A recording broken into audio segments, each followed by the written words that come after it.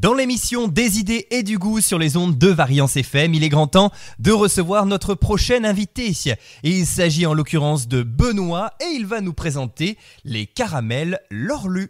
Bonsoir Benoît. Bonsoir Jérémy. On est ravis de vous avoir avec nous sur les ondes de Variance FM, c'est un plaisir.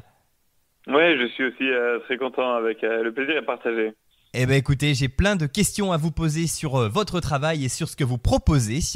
Mais pour commencer, quel est votre parcours et qu'est-ce qui vous a mené au domaine du caramel ? Alors mon parcours, Jérémy, donc j'ai un parcours, j'ai une histoire un petit peu singulière et salée et sucrée. J'ai fait un CAP et un BEP à l'école hôtelière à Chamalières. Après quoi, ils m'ont proposé de quitter l'établissement au terme de ces 2 années de CAP BEP, puis je me suis orienté vers un brevet professionnel. Une fois ce BP en poche, j'étais en apprentissage à proximité de Clermont-Ferrand, un petit village qui s'appelait Vic-le-Comte, où j'ai rencontré un maître d'apprentissage qui a été un vrai père et qui m'a parfaitement accompagné dans ce métier de la restauration et plus précisément en cuisine. Et puis au terme de ces 2 années donc d'apprentissage, j'ai fait une grande saison en Corse, puis après je suis allé en Belgique où j'ai travaillé dans un 2 étoiles Michelin. Et à cet endroit-là, je m'occupais des entrées, je m'occupais des mises en bouche et puis je faisais aussi le pain pour le restaurant. Après ça, je me suis dirigé vers les Deux Alpes, la station de ski des Deux Alpes, pour faire une saison d'hiver. Et ce qui s'est passé, c'est que j'y suis resté 13 ans sur cette station.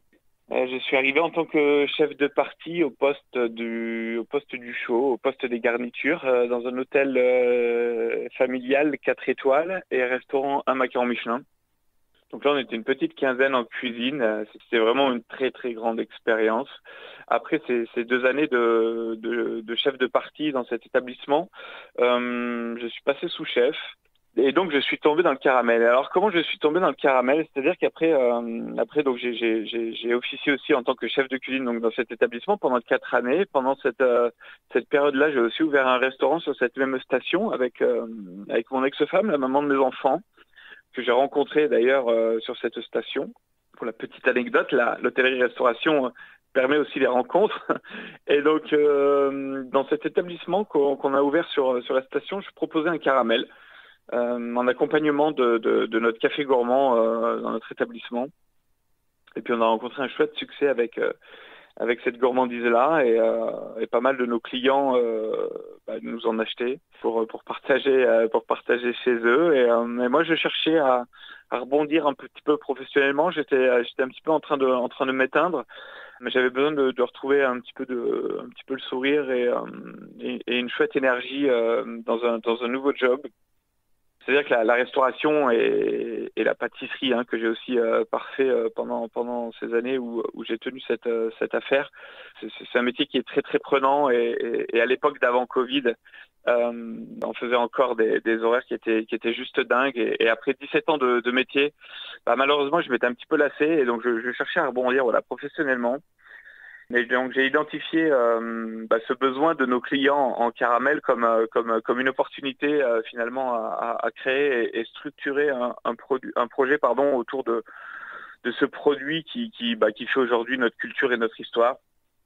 Et donc l'idée était alors en toute humilité bien évidemment, mais de remasteriser un petit peu le caramel, de le redorer et le dépoussiérer. Et donc de là est parti quelques années de recherche et développement pour arriver au produit qu'on commercialise aujourd'hui sous la marque Lorlu Caramel, sur lequel on a reçu également un prix de l'innovation, où donc notre caramel est aujourd'hui ultra fondant. On est vraiment sur un caramel qui est assez singulier par rapport à ce qui peut se faire sur le marché français aujourd'hui.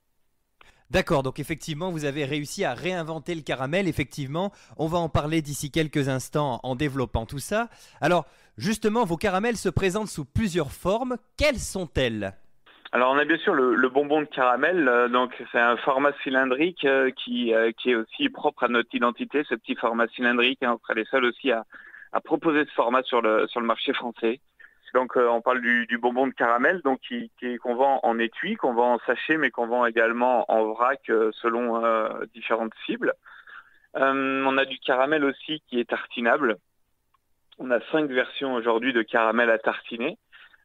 toujours avec ce point d'honneur sur les textures où je suis très vigilant à développer des choses qui sont gourmandes, qui sont généreuses, qui sont à l'équilibre du sucre. Et également, on a des versions fruits secs caramélisés qu'on enrobe de chocolat. Ça, c'est la petite gamme chocolat. Donc effectivement, il y en a un petit peu pour tous les goûts, mais je vous rassure, hein, j'ai plein de questions à vous poser sur ces différentes gammes. Alors on va s'intéresser bien sûr dans un premier temps à vos bouchées qui font aussi le fait que vous êtes connus aujourd'hui. Alors justement, est-ce qu'on peut reparler un petit peu de leur texture? C'est une texture qui ne colle pas aux dents, contrairement aux autres caramels en fait. Oui, c'est ça. On a un caramel effectivement qui ne colle pas aux dents, hein. C'était vraiment l'objectif. Aujourd'hui, chaque client ou chaque consommateur de caramel a une petite histoire à partager autour du caramel. Et malheureusement, cette petite histoire, elle n'est pas toujours très agréable et souvent liée à un rendez-vous dentaire derrière. Et effectivement, l'humain, a aussi une dentition qui évolue. Et on a effectivement un besoin des habitudes de mastication qui sont moins, je dirais, usantes ou moins contraignantes qu'elles n'ont pu l'être. On mange des choses beaucoup plus moelleuses qu'ils ne l'étaient, pardon. Et du coup, aujourd'hui, je me suis dit, il faut quand même adapter ce caramel justement à nos besoins, à nos contraintes et à notre évolution. Donc, on a travaillé sur la formulation et l'idée c'était de déstructurer entre guillemets le caramel, mais bien sûr que la base est la même. Mais l'idée c'est d'apport d'ingrédients qui permet justement de casser un petit peu ce collant du caramel, tout en gardant cette gourmandise. Mais à mon sens, il faut quand même qu'on ait un petit peu de mastication, un petit peu de résistance sous la dent pour qu'on ait quand même ce repère caramel qui nous revienne. Mais il était important effectivement qu'après dégustation, à mon sens, on n'en ait pas plein les dents ou qu'on ne s'expose pas à s'arracher un pivot, quoi. D'accord. Oui, donc effectivement, les dentistes vont perdre quelques clients avec vos caramels, mais c'est pas grave, hein. Après tout, on pourra se faire plaisir avec des sucreries et ça, c'est l'essentiel. Et alors, quels sont les différents arômes de vos bouchées au caramel? Je crois qu'il y en a vraiment pour tous les goûts, hein, pour le coup. Oui, effectivement, l'idée c'était de pousser un petit peu l'identité et la singularité jusqu'aux saveurs qu'on apportait dans nos caramels. Donc aujourd'hui, chez nous, on parle pas d'arôme, on parle de saveurs, on parle d'infusion. Aucun arôme naturel né dans notre épicerie, dans notre économa.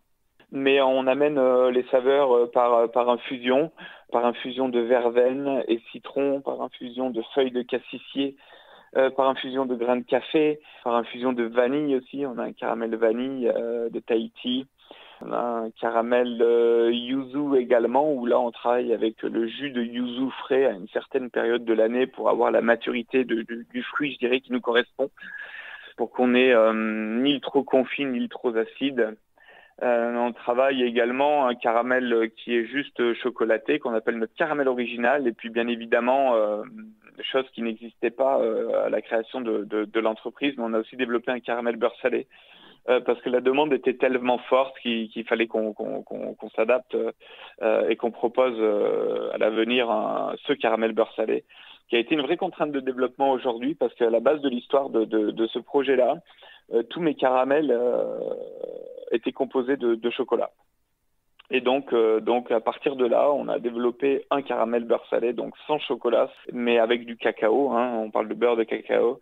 Et depuis, donc, on a scindé un petit peu nos gammes bonbons de caramel en deux, avec des variances autour du chocolat et d'autres variances autour du caramel beurre salé.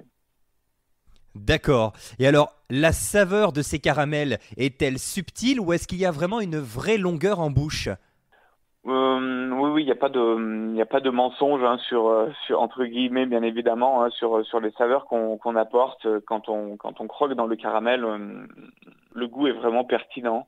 Après, on a tous aussi une sensibilité qui est différente. Donc, j'essaie de développer des parfums et des puissances de goût qui sont adaptées à une majorité. Mais malheureusement, on pourra peut-être pas faire 100% dans l'idée que vous faites goûter le même produit à 20 personnes différentes et il y a une personne qui va trouver que c'est trop fort et une personne qui ne va pas le sentir. Et ça, malheureusement, c'est parce que on est tous câblés différemment et on a tous une perception différente. Mais l'idée, c'est de faire un produit qui correspond à une majorité, qui s'identifie effectivement à la qualité de ce qu'on pense avoir trouvé. Ouais. Et alors, comment les idées de saveur vous sont-elles venues? Est-ce que quelque chose en particulier vous a inspiré ou est-ce que tout est venu de votre imagination? Alors aujourd'hui, par rapport aux saveurs que l'on développe, qui vont d'ailleurs peut-être bouger un petit peu sur 2025, mais aujourd'hui, tout ce qu'on propose, je dirais que je me suis identifié à une région, à une localité déjà dans un premier temps, parce que j'avais vraiment cette volonté que ce projet ait une connotation aussi locale. Donc quand on parle de verveine, de feuilles de cassissier, hein. Et puis il y a aussi des associations qui matchent parfaitement bien avec le caramel. Donc bien sûr on s'est calqué par rapport à ces évidences d'accord quoi. Hein. D'accord. Et alors, le choix des matières premières est essentiel pour vous. Que pouvez-vous nous dire justement sur vos ingrédients? Alors, nos ingrédients sont bien évidemment sérieusement sélectionnés, oui. Après, je vais utiliser quand même les mêmes ingrédients que les copains, quoi. Hein, j'ai envie de dire. Si ce n'est qu'aujourd'hui, ce qui fait la différence, c'est le process. C'est le process de fabrication. Une même recette, vous la faites faire à 10 personnes différentes, vous aurez 10 résultats différents. Non pas parce qu'il y en a un qui a utilisé des ingrédients de mauvaise qualité et l'autre des ingrédients de qualité, mais simplement parce que le process d'une recette à l'autre a différé. Et aujourd'hui, la vraie maîtrise de la qualité de notre produit, au-delà de l'aspect formulation, c'est clairement le process de fabrication qui a un impact et qui est aujourd'hui décideur de la bonne praticité à passer après dans les machines et puis surtout la qualité du produit fini, quoi. Bien sûr, tout à fait, tout en essayant de s'approvisionner le plus localement possible, vous le disiez notamment, avec peut-être la verveine du Forez notamment, c'est ça? Absolument, ouais, absolument. On utilise la verveine du Forez. Oui, c'est un collègue qui fait une très très bonne verveine alcool de grande qualité et puis qui part de sa production de verveine donc pour décliner ces produits-là. Et donc on a la chance de s'appuyer effectivement sur la qualité de sa verveine fraîche. Ouais. Ce qui est plutôt chouette parce que ça veut dire que vous arrivez à vous approvisionner finalement en local. Et quand ce n'est pas le cas, j'imagine que vous restez en France ou en Europe. Oui, bien évidemment, on essaie de travailler en local le plus possible. Alors après, pour des ingrédients qui sont très communs, comme le sucre, le sirop de glucose ou la crème, voilà, c'est beaucoup moins évident, mais en tout cas, on source et on essaye de s'approvisionner au plus court dans la mesure où cela est possible, quoi. Alors, je suis un grand gourmand et on va maintenant parler un petit peu de vos pâtes à tartiner, forcément. Alors, avec quels arguments pourriez-vous attirer les fans de chocolat qui utilisent les grandes marques que l'on connaît tous, justement? Alors aujourd'hui, on a effectivement aussi une gamme de pâtes à tartiner. C'est le produit qu'on a développé il y a peu. C'est la gamme Crunchy qu'on appelle parce que dans nos 3 saveurs de pâtes à tartiner, on aura des petites inclusions et un grain qui va amener une croustillance qui fait agréablement saliver. On a une version noisette, on a une version spéculoos et on a une version cacahuète. Donc le dénominateur commun de ces 3 pâtes à tartiner chocolat, c'est la noisette. Donc la base et le moteur de ces 3 formules, je dirais que c'est le praliné noisette hein, que nous faisons maison. Et après on décline en cacahuète et en spéculoos ou en 100% noisette. Une petite touche de chocolat aussi là-dedans. On utilise des huiles de colza et de tournesol d'une petite production locale qui est dans le 03, qui est à la Palisse. Donc pas d'huile de palme dans nos pâtes à tartiner. Mais après, quand on goûte la noisette, puis quand on les goûte toutes d'ailleurs, enfin, ouais, il n'y a pas de mensonge non plus. On a le parfum direct. Après, voilà, on est sur des pourcentages entre 40 et 60% de fruits secs dans nos pâtes à tartiner. Quand voilà, des très grandes marques, on doit être entre 7 et 13% peut-être. Donc voilà, c'est des choses qui industriellement sont très bonnes, mais en fait, ça n'a pas le goût de noisette, quoi.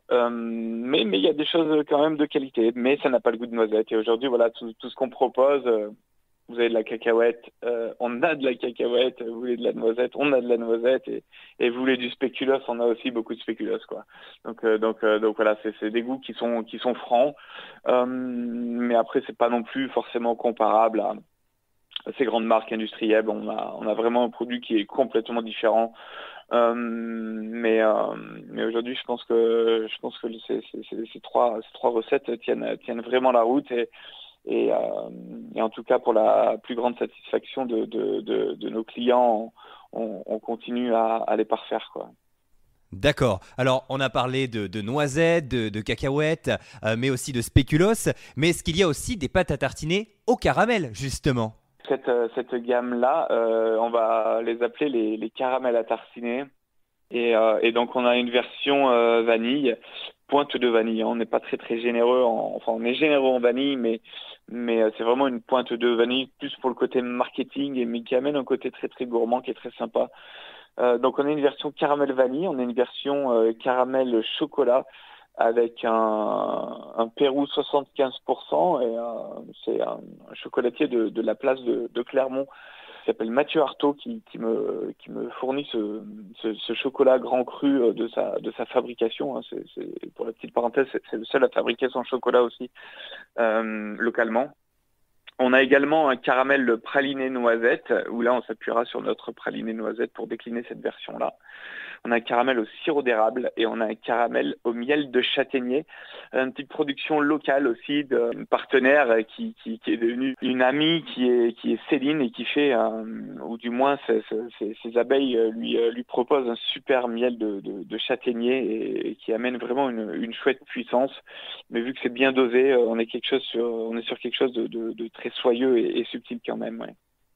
Alors, toujours pour rester un petit peu dans les pâtes à tartiner, est-ce qu'on peut également les utiliser en cuisine ou est-ce qu'il vaut mieux les consommer telles quelles finalement pour profiter au mieux de leur saveur?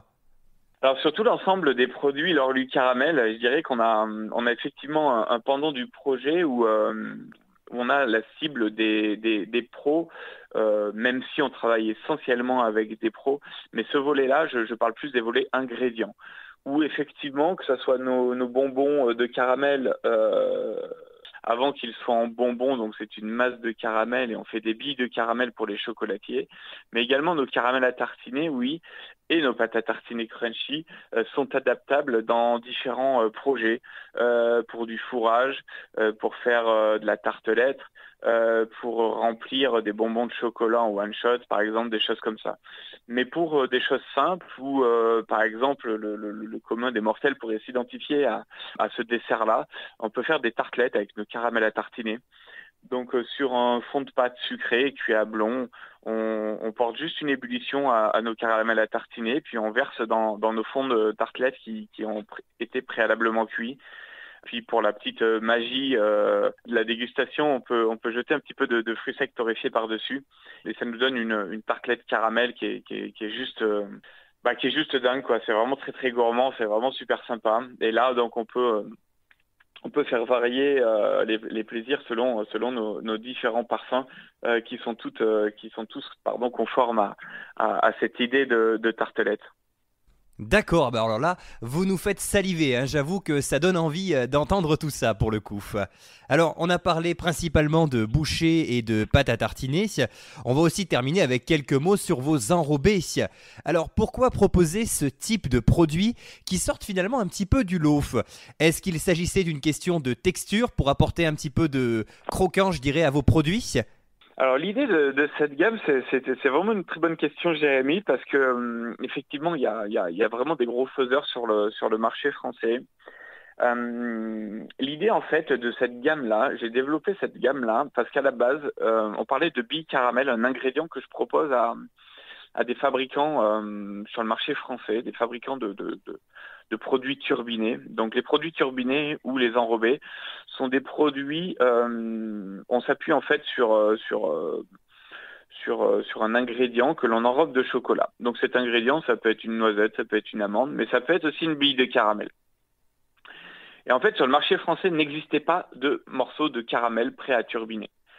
Et donc, je me suis dit qu'il fallait absolument que je développe ce type de produit parce qu'on avait un caramel qui était vraiment conforme à l'enrobage et surtout à la dégustation. On a un caramel qui colle pas aux dents. Donc, une fois qu'il est au milieu du chocolat, je dirais, c'est plutôt très agréable à la dégustation.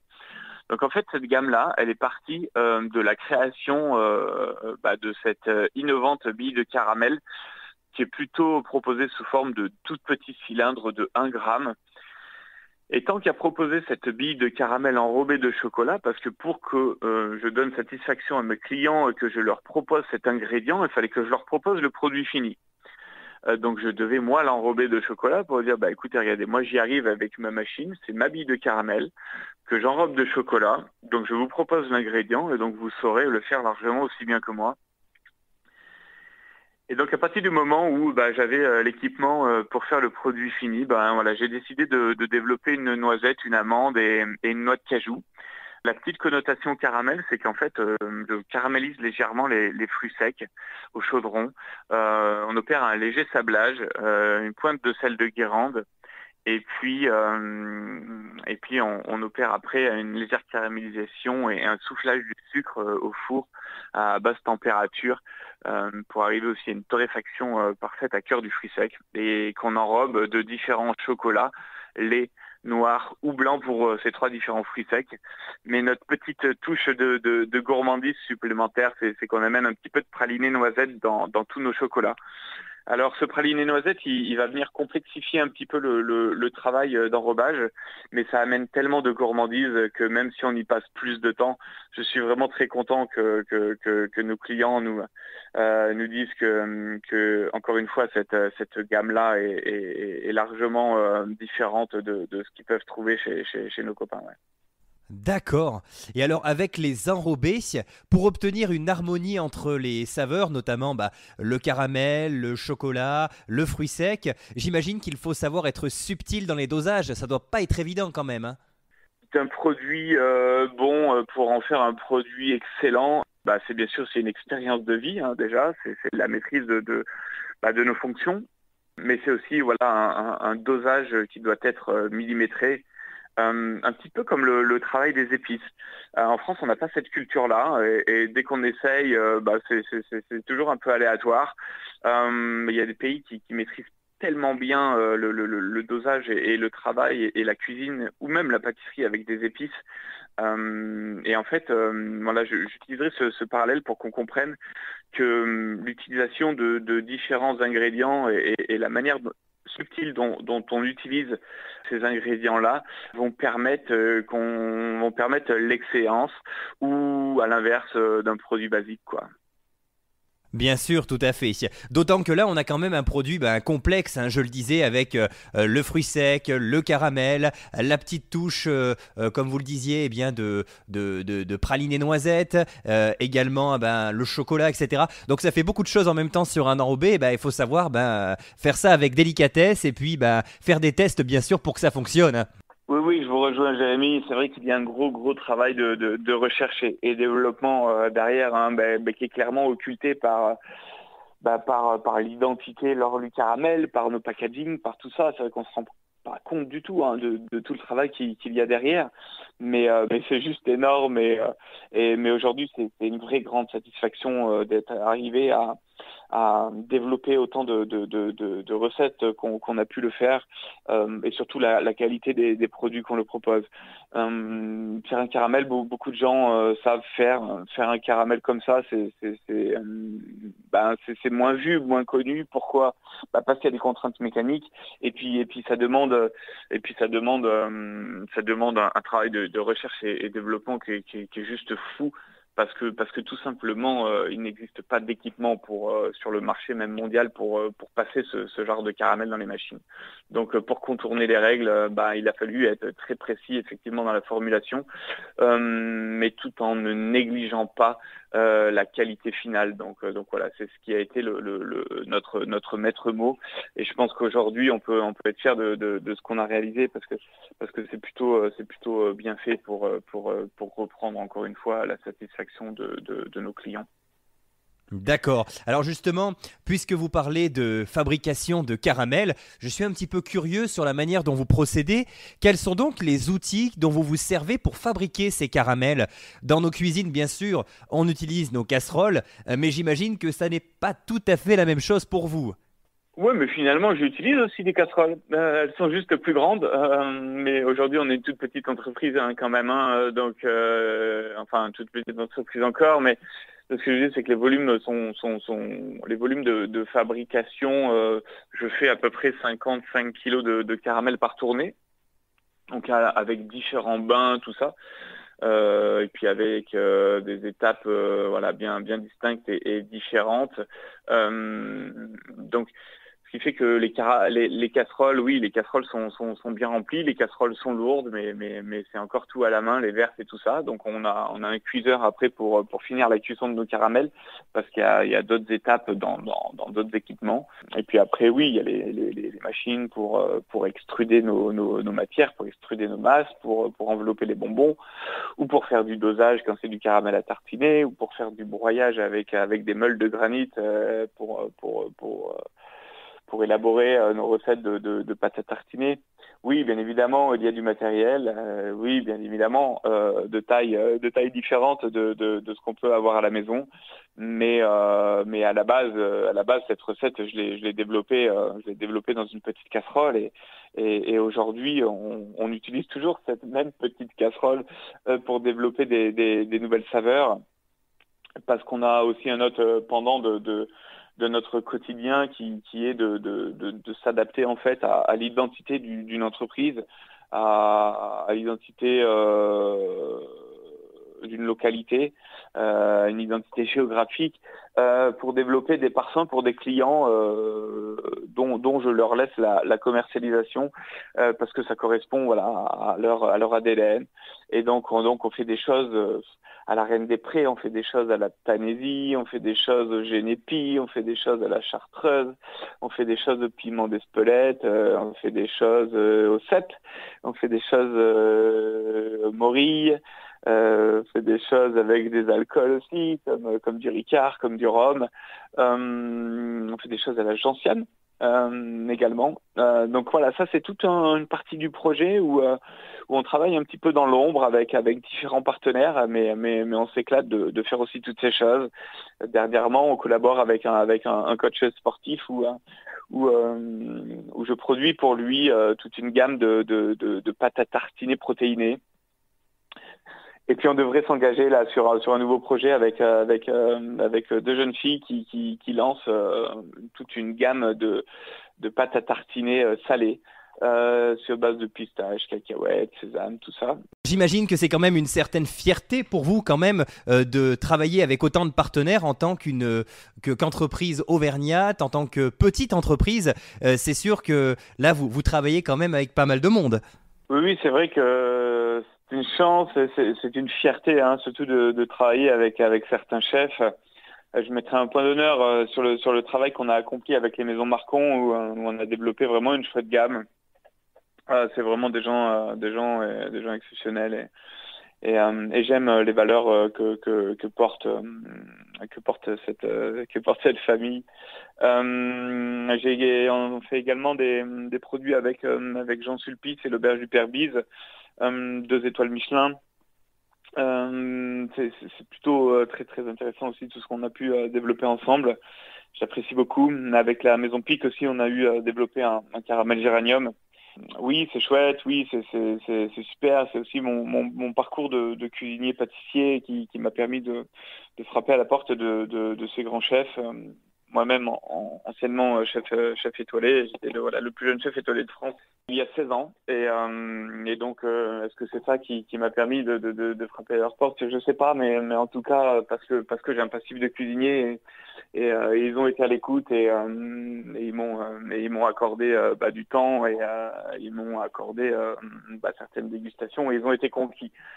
Et au-delà de ça, on travaille avec quelques apiculteurs également où on décline nos produits autour de leur fabrication et de leur miel.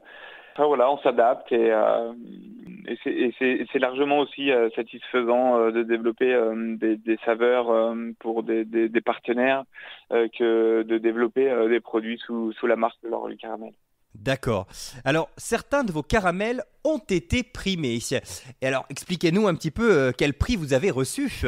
Oui, on a reçu certains prix sur certains de nos caramels, notamment notre caramel à tartiner praliné noisette qui a reçu une médaille d'or, un concours de l'épicerie fine.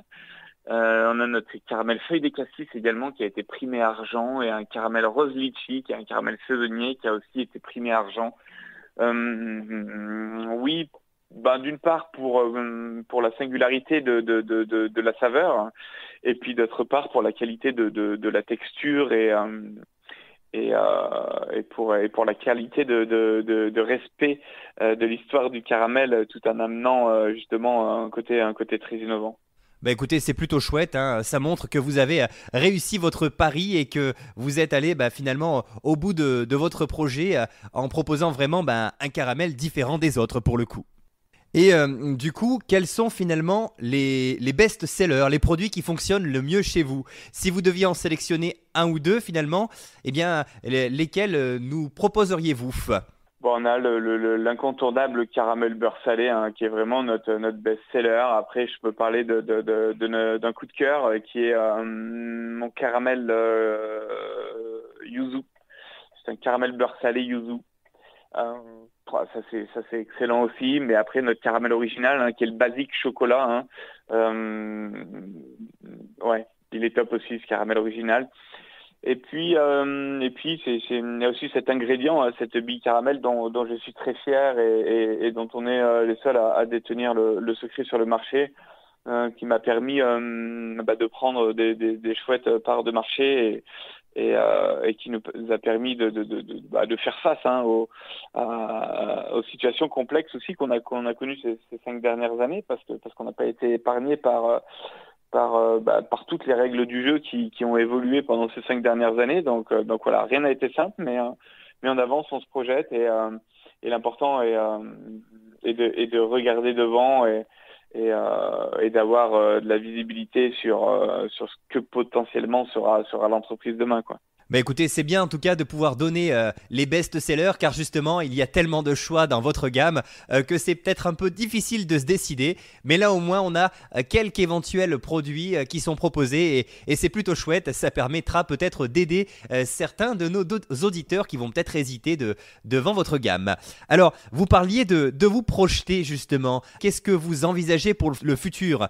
Est-ce que des nouveautés sont en préparation actuellement? Oui, on est en perpétuelle recherche et développement. Je suis en train d'installer différents équipements pour pouvoir honorer justement la fabrication de ces produits-là. On aura des produits plutôt autour du chocolat, toujours dans l'idée d'une base de caramel. Je vais pas en dire plus, mais en tout cas les deux best-sellers des Français seront mariés. Et puis j'aimerais développer aussi des produits protéinés ou peut-être des produits pour les petits déjeuners pour les hôtels ou des choses comme ça.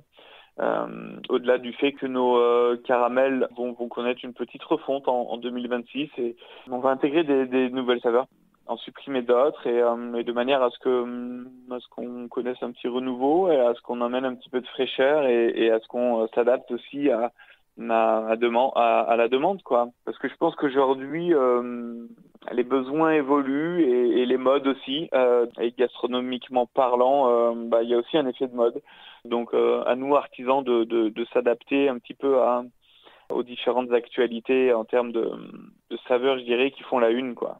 Bah oui, il faut savoir s'adapter effectivement et puis renouveler régulièrement ses gammes pour continuer à intéresser le public et c'est tout à fait normal. Eh bien écoutez, en tout cas Benoît, on était ravis de vous avoir avec nous.